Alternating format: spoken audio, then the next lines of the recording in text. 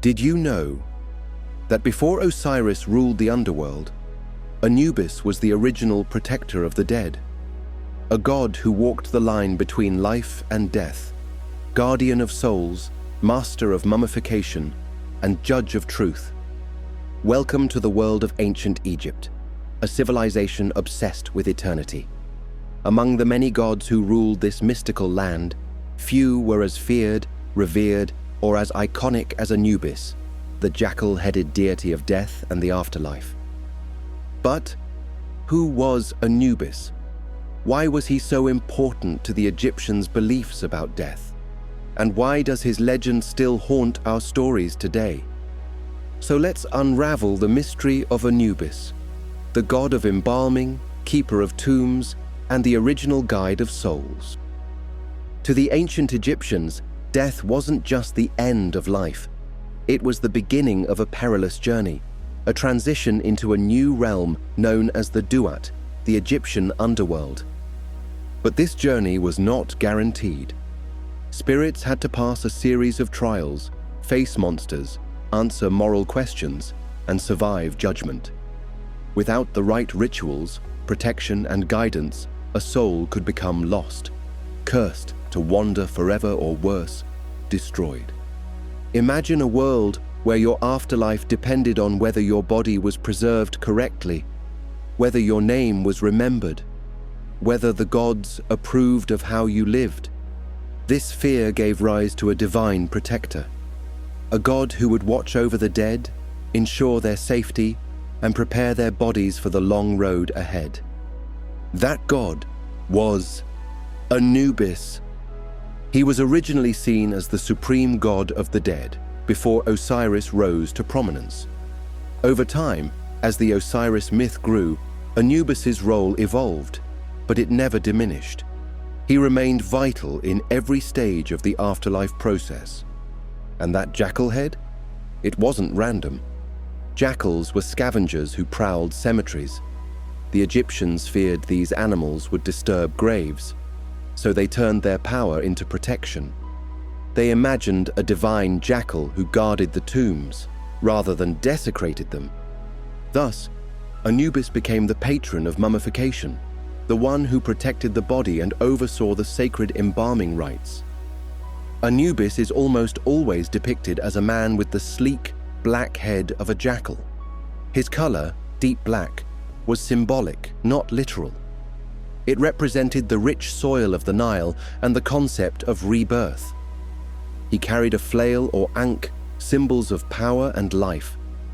Sometimes he's shown holding the was scepter, representing control over chaos.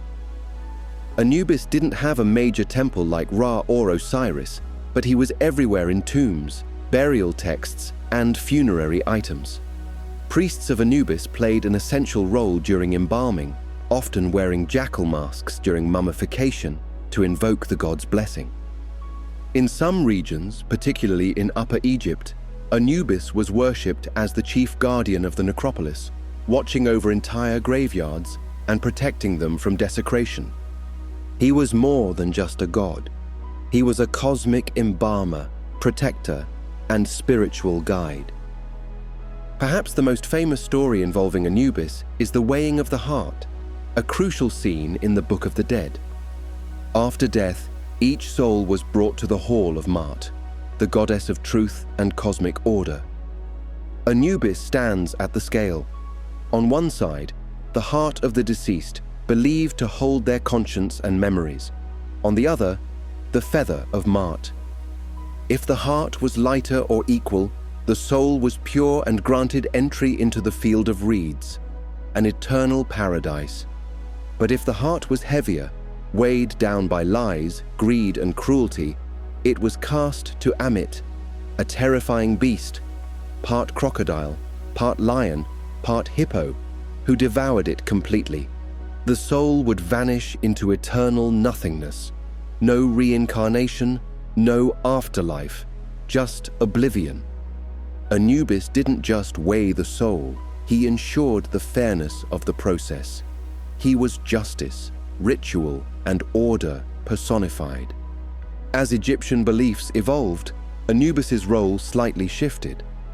Osiris became the king of the dead, and Anubis took on a more specialized role as Osiris's trusted servant and embalmer. In one myth, Anubis even helps resurrect Osiris, carefully wrapping his body and preparing him for eternal rule in the underworld.